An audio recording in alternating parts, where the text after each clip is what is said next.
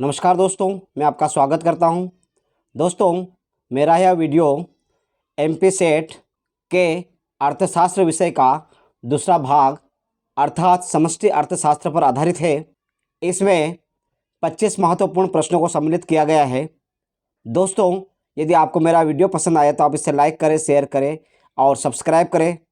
तो आइए दोस्तों, समष्टि अर्थशास्त्र के महत्वपूर्ण प्रश्नों को समझने का प्रयास करते हैं। प्रश्न 1, समष्टि अर्थशास्त्र को निम्न में से किस नाम से जाना जाता है? इसके विकल्प है 1, कीमत सिद्धांत, 2, आय सिद्धांत, 3, उत्पादन फलन, 4, उपभोक्ता सिद्धांत। दोस्तों, इस प्रश्न का सही विकल्प है 2, आय सिद्धांत। प्रश्न 2, रोजगार, ब्याज एवं मुद्रा का सामान्य सिद्धांत पुस्तक कब प्रकाशित हुई थी? इसके विकल्प है 1, 1925, 2, 1932, 3, 1936, 4, 1939 और दोस्तों इसका सही विकल्प है 3, 1936। प्रश्न 3, पूर्ति स्वयं अपनी मांग उत्पन्न कर लेती है, यह कथन निम्न में से किसका है? विकल्प 1, प्रोफेसर किन्स, विकल्प 2, प्रोफेसर एडम स्मिथ, विकल्प 3, प्रोफेसर जेबिसे, विकल्प 4, प्रोफेसर रिकार्डो और इसका सही विकल्प है 3, प्रोफेसर जेबिसे। प्रश्न 4, समष्टि अर्थशास्त्र में निम्न में से किसका अध्ययन किया जाता है?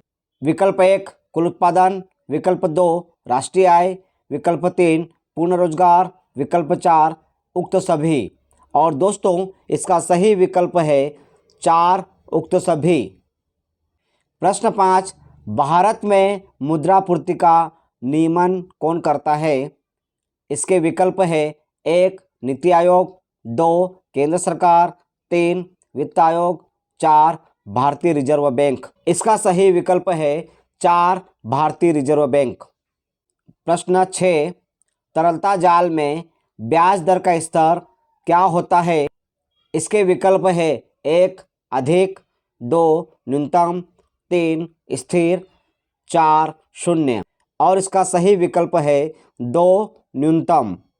प्रश्न 7, संकुचित मुद्रा निम्न में से किसे कहते हैं? इसके विकल्प है 1, M1, 2, M2, 3, M3, 4, M1 एवं M2 दोनों। इसका सही विकल्प है 4, M1 एवं M2 दोनों। प्रश्न 8, रोजगार गुणक की अवधारणा किसने प्रस्तुत की है? इसके विकल्प है 1, R.F. काहन, 2, मार्शल, 3, एडम स्मिथ, 4, इनमें से कोई नहीं और इसका सही विकल्प है 1, R.F. काहन। प्रश्न 9, मुद्रा वह है जो मुद्रा का कार्य करे, यह विचार निम्न में से किसने प्रस्तुत किया?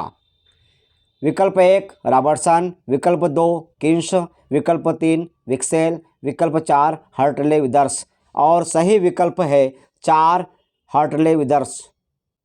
प्रश्न 10, केंद्रीय बैंक निम्न में से किसके द्वारा साख पर नियंत्रण रखता है?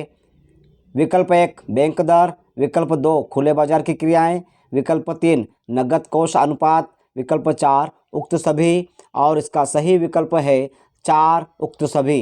प्रश्न क्रमांक 11, भारत के 14 बड़े बैंकों का राष्ट्रीयकरण कब हुआ था? इसके विकल्प है 1, 1940, 2, 1945, 3, 1961, 4, 1969 और सही विकल्प है 4, 1969। प्रश्न 12, विनियोग गुणक का विचार किसने प्रस्तुत किया? विकल्प 1, किन्स, विकल्प 2, माल्थस, विकल्प 3, हेक्स, विकल्प 4, एडम स्मिथ। इसका सही विकल्प है 1, किन्स। प्रश्न 13, तोरक के सिद्धांत का प्रतिपादन किस वर्ष हुआ था? विकल्प 1, 1901, विकल्प 2, 1907, विकल्प 3, 1912, विकल्प 4, 1920 और सही विकल्प है 2, 1907। प्रश्न 14, मौद्रिक नीति का निम्न में से कौन सा उद्देश्य है? इसके विकल्प है 1, मूल्य स्थिरता, 2, उत्पादन में वृद्धि, 3, रोजगार में वृद्धि, 4 उक्त सभी। और दोस्तों इसका सही विकल्प है 4 उक्त सभी। प्रश्न 15, निम्न में से कौन सा मुद्रा का कार्य नहीं है?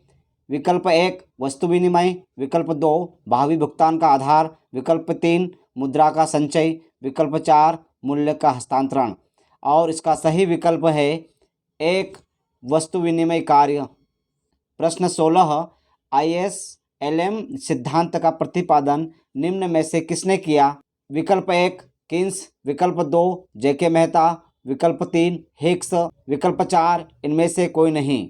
और सही विकल्प है 3 हिक्स। प्रश्न 17, फिलिप्स वक्र का संबंध निम्न में से किससे है? विकल्प 1 उपभोग एवं आय, विकल्प 2 महंगाई एवं बेरोजगारी, विकल्प 3 विनियोग एवं आय, विकल्प 4 पूर्ण रोजगार एवं निर्धनता। दोस्तों इसका सही विकल्प है 2 महंगाई एवं बेरोजगारी।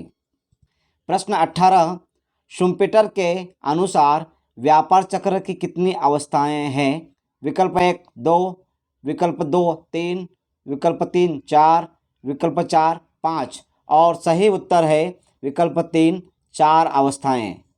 प्रश्न 19, मुद्रास्फीति में वस्तुओं एवं सेवाओं के मूल्य में किस प्रकार का परिवर्तन होता है?